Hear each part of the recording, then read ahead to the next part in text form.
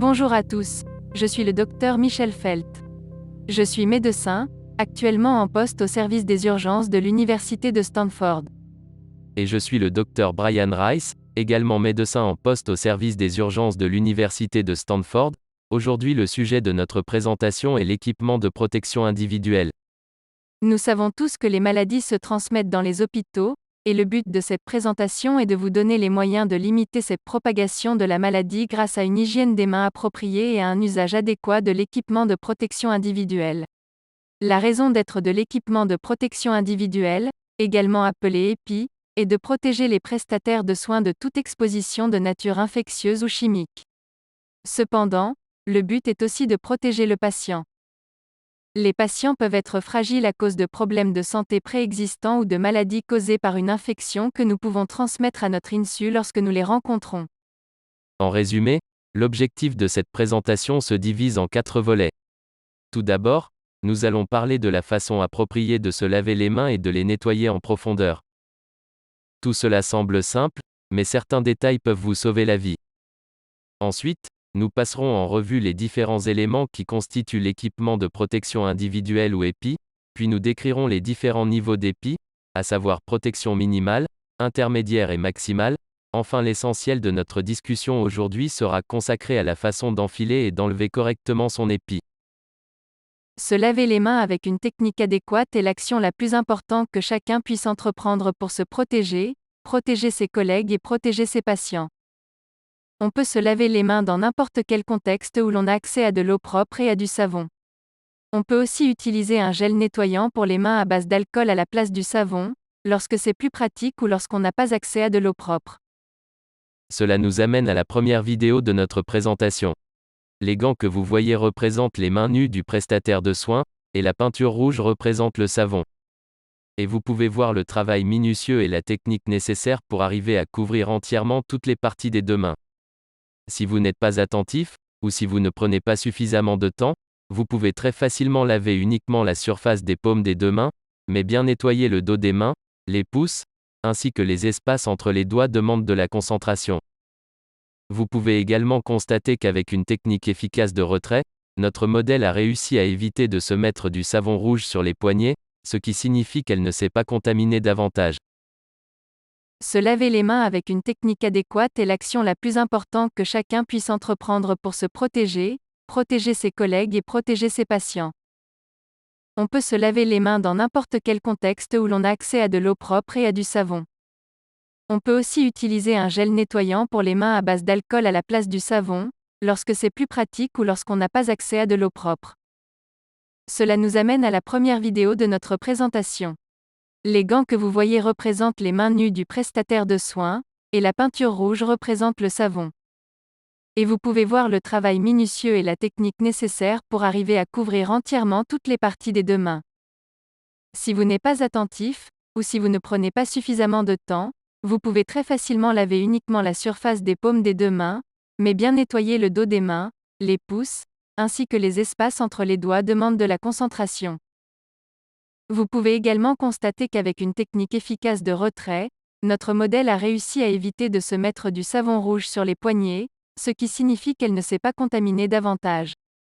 Les éléments les plus utilisés dans un équipement de protection individuelle sont les gants, illustrés dans la section en mauve, le masque médical à 3 épaisseurs, montré en haut à gauche, les lunettes de protection ou l'écran facial, illustré en haut à droite, et la blouse que vous pouvez voir en bas. Nous vous rappelons au passage qu'une nouvelle paire de gants doit systématiquement être utilisée par le prestataire de soins à chaque patient. Dans le cas d'EPI pour une protection maximale, sur lequel nous reviendrons plus tard, vous pouvez porter 2 paires de gants et ne changer que la paire extérieure entre chaque patient.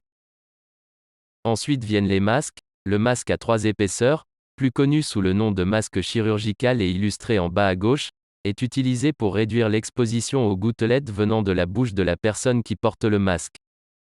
Ce masque ne filtre pas la plupart des particules virales que la personne qui le porte peut inhaler, mais il bloque les particules plus grosses et offre une protection bien supérieure à celle qu'un masque en tissu pourrait apporter. Pour les masques N95, que l'on peut voir en haut, il y a 2 exemples différents ici. Ces masques filtrent les particules de l'air inhalé par la personne qui porte le masque. Cependant, Ces masques doivent être portés et ajustés de manière adéquate afin d'assurer qu'il n'y a aucun espace sur les côtés. Chaque marque de masque s'ajuste différemment, donc les prestataires de soins doivent vérifier l'ajustement pour chaque marque de masque utilisée par leur hôpital afin de garantir une protection adéquate. À chaque fois qu'un prestataire de soins enfile un nouveau masque, la partie supérieure doit être modelée selon la forme du nez, du visage. Puis le prestataire de soins doit vérifier l'ajustement du masque, afin de s'assurer qu'il n'y a aucun interstice entre le masque et le visage avant d'entrer dans la chambre d'un patient. Des lunettes de protection ou un masque facial peuvent être utilisés pour protéger les yeux de l'exposition aux particules. Les virus, le sang ou d'autres fluides corporels, ainsi que les produits chimiques peuvent blesser le prestataire de soins s'il entre en contact avec la surface fragile de ses yeux. Les lunettes de protection doivent envelopper le haut du visage afin de protéger les yeux sur les côtés. Les verres correcteurs n'offrent généralement pas une protection suffisante parce qu'ils n'ont pas d'écran sur les côtés. Les écrans faciaux et certaines lunettes de protection peuvent être portées par-dessus les lunettes correctrices. Une combinaison de protection ou une blouse, une charlotte médicale et des surchaussures de protection sont utilisées pour prévenir toute exposition des vêtements, de la peau et des cheveux des prestataires de soins. Lorsque ces équipements sont disponibles, ils doivent être utilisés par le prestataire de soins afin d'offrir un niveau supplémentaire de protection. Différents niveaux d'équipement de protection individuelle offrent différents niveaux de protection, et leur utilisation dépend du risque associé au type d'exposition. Un épi offrant une protection minimale, c'est-à-dire des gants et un masque médical, doit être porté tout au long des consultations avec les patients. Le masque protège le patient de la transmission asymptomatique de l'infection par le prestataire de soins, tout en protégeant ce dernier dans une large mesure des gouttelettes provenant du patient. Un même masque ne doit pas être utilisé par plusieurs prestataires de soins, car lorsqu'ils respirent à l'intérieur, ils peuvent contaminer le masque avant de le passer à un collègue pour qu'il l'utilise.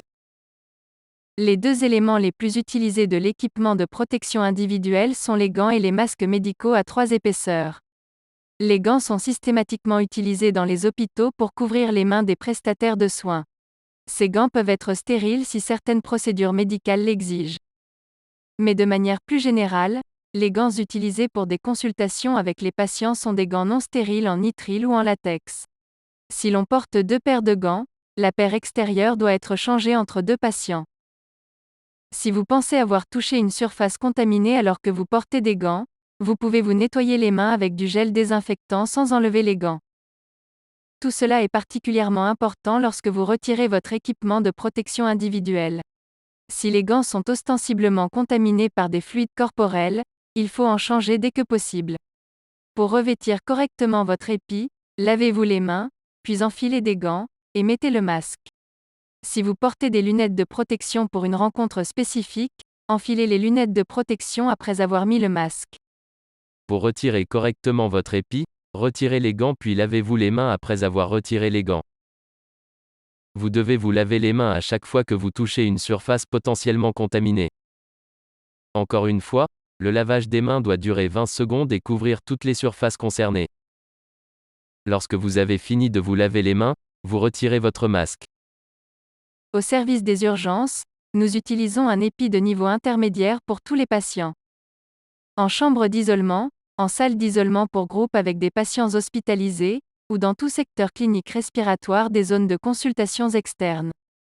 Cet équipement de protection individuelle comprend un masque N95 et des gants. Dans l'idéal, on doit utiliser aussi une protection pour les yeux s'il y a un risque que des gouttelettes, provenant par exemple de régurgitation, puissent éclabousser les yeux.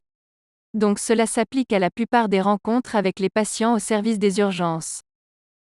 Encore une fois, pour enfiler correctement votre épi, vous lavez vos mains pendant 20 secondes en couvrant toutes les surfaces concernées comme nous l'avons dit précédemment. L'étape suivante consiste à mettre des gants, puis lorsque les gants sont mis, à revêtir le masque N95.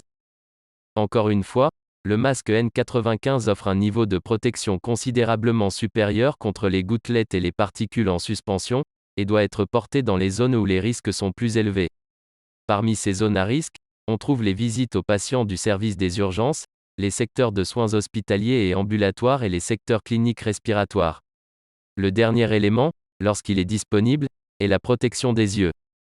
Encore une fois, La protection des yeux offerte par des lunettes de protection est supérieure à celle que constitue le port de verre correcteur, car les lunettes de protection protègent les yeux sur les côtés, ce que les lunettes de vue ne font pas.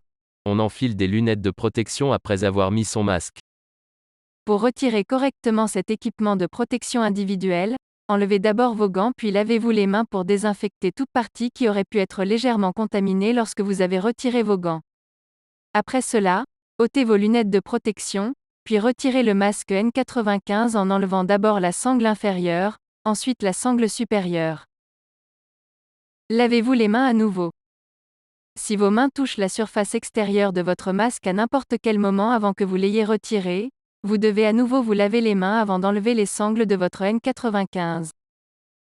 Pour un niveau de protection maximale avec l'épi, nous portons une protection pour les yeux, un masque N95, une protection pour le corps comme par exemple une blouse, des gants, et lorsque nous en avons, une charlotte pour les cheveux et des surchaussures. Cette protection maximale est utilisée dans le service des urgences et dans l'unité de soins intensifs, ICU pour les patients au stade critique de la Covid-19 ou d'autres patients en détresse respiratoire. La protection maximale doit aussi être utilisée systématiquement pendant les procédures à risque d'aérosolisation. Ces procédures sont le plus souvent des intubations ou d'autres procédures telles que des endoscopies. Pour revêtir correctement son épi, la première étape consiste encore une fois à se laver les mains pendant 20 secondes. C'est également le moment où vous ajouteriez des surchaussures si vous en aviez, mais la personne n'en avait pas dans la vidéo. L'étape suivante consiste à revêtir une blouse. Après avoir enfilé la blouse, notez que certains modèles ont des trous pour les pouces et d'autres non, la blouse doit être attachée dans le dos lorsque c'est possible. Dans la vidéo, 2 paires de gants seront utilisées, une première paire puis une paire extérieure, afin d'éviter d'exposer les poignets à des fluides corporels ou à des gouttelettes. Vous pouvez voir que la première paire est enfilée, et ensuite que les trous pour les pouces, s'il y en a comme c'est le cas dans la vidéo, sont tirés par-dessus les gants. L'étape suivante consiste à mettre le masque. Encore une fois, il y a 2 sangles sur un N95, bien que ce modèle soit légèrement différent de celui que nous avons vu précédemment. On ajuste la partie du nez, on vérifie l'absence d'espace entre le masque et le visage, et ensuite, bien que le médecin représenté porte des lunettes de vue, on ajoute une protection supplémentaire pour les yeux afin de protéger les côtés des yeux. Pour finir, on enfile une paire de gants extérieurs. À ce moment-là, on aurait pu recouvrir les cheveux avec une charlotte si on en avait eu une. Pour retirer correctement l'épi de niveau maximal, on enlève d'abord la blouse, en retirant donc en même temps la paire de gants extérieurs. Puis on utilise du désinfectant pour nettoyer la paire de gants la plus proche de la peau et on enlève les lunettes de protection. On se lave à nouveau les mains puis on retire le N95. À chaque fois que l'on soupçonne une possible contamination des mains ou des gants, on doit se relaver les mains avant de passer à l'étape suivante. Plusieurs étapes sont complexes et étroitement liées, et s'il y a suffisamment de personnel, on peut demander à une personne d'observer chaque prestataire de soins pendant qu'il passe et retire son épi de niveau maximal, en faisant attention à toute contamination qui pourrait intervenir. Et sur le site où les auteurs travaillent, il y a des séances officielles de formation sur la façon d'enfiler et de retirer l'épi qui sont dispensées à chaque prestataire de soins avant qu'il se rende dans les unités de soins aux patients. En résumé, vous devez vous rappeler que le lavage des mains est l'action la plus importante que chaque personne travaillant dans votre établissement hospitalier puisse entreprendre. En outre, l'utilisation d'un équipement de protection individuelle adéquat, accompagné de techniques appropriées pour enfiler et retirer l'équipement, protège à la fois les collaborateurs et les patients.